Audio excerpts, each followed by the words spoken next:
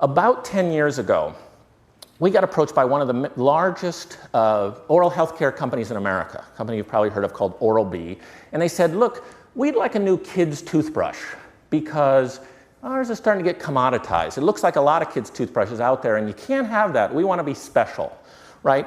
So we say, okay, we'll do this. We want to go out in the field and do some field research.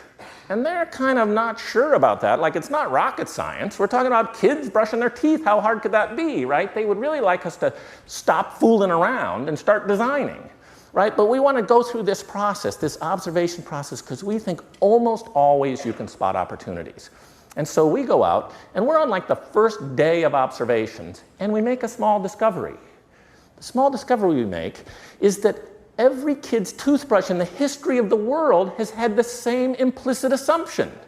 It's a logical assumption, it just isn't exactly right, which is the assumption always was parents have big hands, kids have small hands, and so when you want to make the kids' version, make it like the parents' brush, only smaller and skinnier.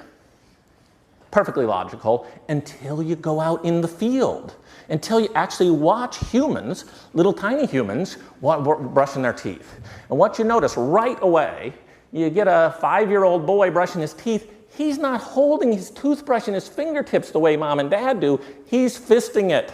He's holding it like this because he doesn't have the dexterity, he doesn't have the fine motor controls that his parents have, and so he's got to hold it like this. In fact, the other thing he does is he holds the brush too far up very frequently, and so he's punching himself in the face as he's trying to brush his teeth, and we solved that problem too. But the main thing was, came back in the field and said, uh-oh, kids don't need little skinny toothbrushes, kids need big fat toothbrushes, right? Let's make them big fat squishy toothbrushes.